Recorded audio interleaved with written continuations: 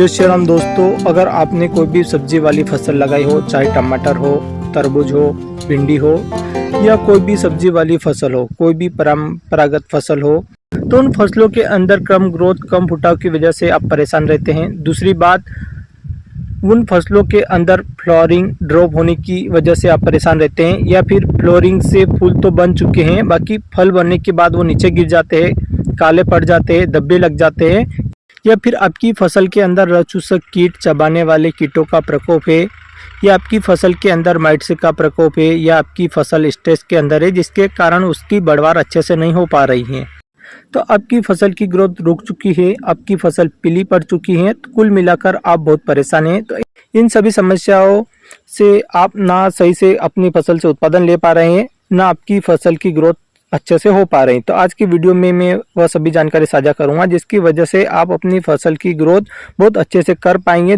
दूसरी बात, आपकी फसल के अंदर फ्लावर और फ्लावर से बनने वाले जो फ्रूट है उनका साइज, उनका वजन बढ़ेगा, और अधिक से अधिक फ्लावर आएंगे ना, तो फ्लावर से वो ड्रॉप नहीं होंगे और फ्लावर से फूल में कन्वर्ट हो जाएंगे। जय श्री राम दोस्तों, मैं हूं दीपक पाटीदार। आप देख रहे हैं देश का सबसे विश्वसनीय फार्मिंग यूट्यूब चैनल एग्रीकल्चर दीप आइडिया। अभी तक जिन किसान भाई ने चैनल को सब्सक्राइब नहीं किया है, प्लीज़ चैनल को सब्सक्राइब कीजिए और ज़्यादा से ज़्यादा अन्य किसान भाई को शेयर कीजिए।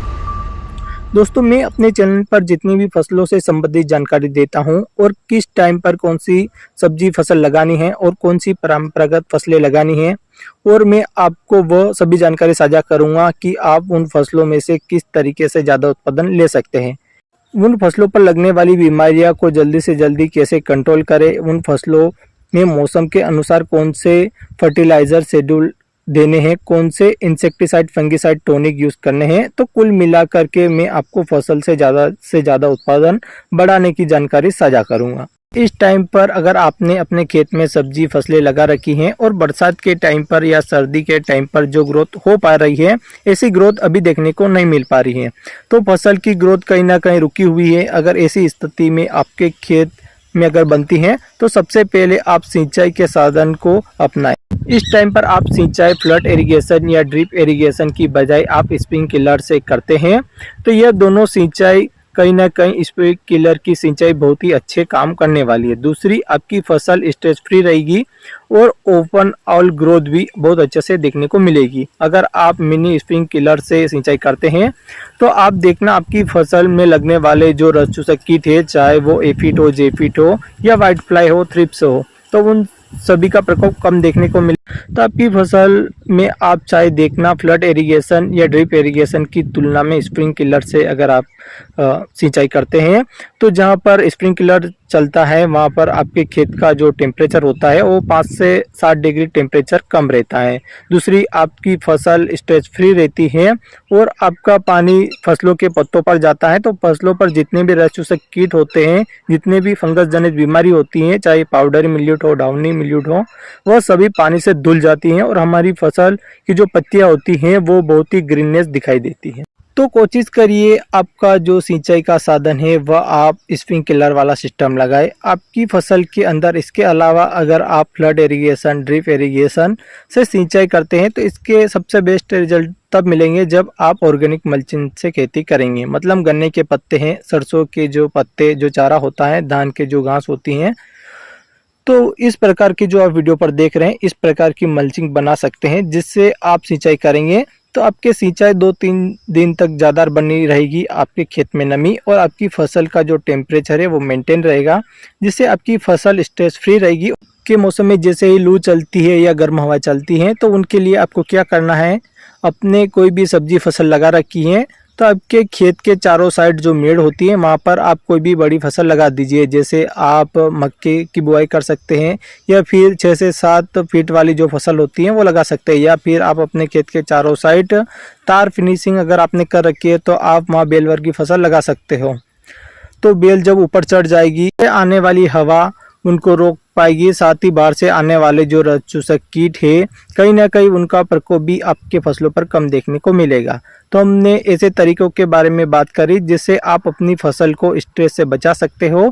और अपने काम करने का तरीका, यदि हम सिंचाई कर रहे हैं तो सिंचाई करने का तरीका चेंज करेंगे, उससे हम अपनी फसल को स्ट्रेस से बचा सकते हैं और तापमान के इन्फेक्ट से भी हमारी फसल बचने लगेगी। अब बात करते हैं स्प्रे शेड्यूल के बारे में, जिससे आपके खेत में लगने वाले, चाहे वो रस चूसक कीट हो, चबाने वाले कीट हो, माइट्स हो, या फिर कोई भी रस फसल के अंदर फंगस जनित बीमारी हो, चाहे डाउनी मिल्यूड हो, पाउडरी मिल्यूड हो, तो इन सभी को अपन एक स्प्रे में कैसे कंट्रोल करें, उसके लिए आपको क्या करना है। तो सबसे पहले बात करेंगे इंसेक्टिसाइड की। तो इस टाइम पर आप रस चूसक कीटों के अंदर एक तो आपको थ्रिप्स दिखाई देगी, एफिड जेफिड दिखाई देंगे, वाइट फ्लाई सबसे ज़्यादा प्रकोप देखने को मिलेगा। और जैसे ही मौसम में परिवर्तन होगा तो वाइट फ्लाई का प्रकोप कुछ ज़्यादा ही बढ़ता हुआ दिखाई देगा। पत्तियों के ऊपर की सतह पर भी दिखाई देगा, या पत्तियों के नीचे साइड भी दिखाई देगा। तो इन सभी को अपन कंट्रोल करेंगे एक ही स्प्रे के अंदर। दूसरी तरफ आपकी फसल के अंदर मकड़ी का बहुत ज़्यादा प्रकोप दिखाई देगा, येलो माइट,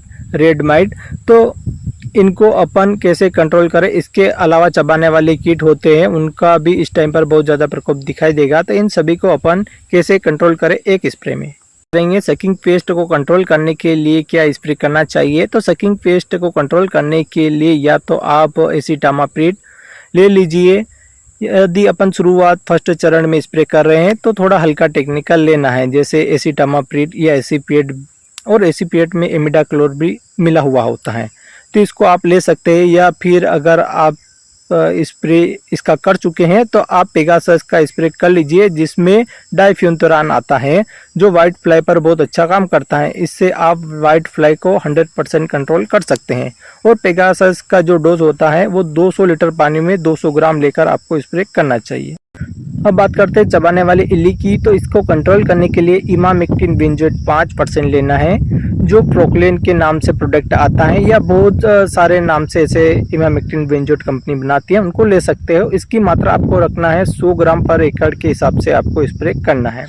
इसके अलावा फंगस जनित बीमारी जैसे पाउडरी मिल्यूड, डाउनी मिल्यूड, या किसी भी प्रकार का कोई फंगस जनित बीमारी है तो हमारी फसल पर इस टाइम पर लगी हुई है, तो इसके लिए सबसे अच्छा बेस्ट ब्रांड स्पेक्ट्रम कौन सा ले। तो इसके लिए आप मैं सजेस्ट करूंगा बायर कंपनी का नेटिवो आता है, जिसके अंदर आता है टेबुकोनाजोल पर ट्राइफ्लॉक्सीस्टोबिन आता है, तो आप ले लीजिए। अगर इसकी मात्रा की बात करें तो नेटिवो आपको 100 ग्राम पर एकड़ के हिसाब से लेना है।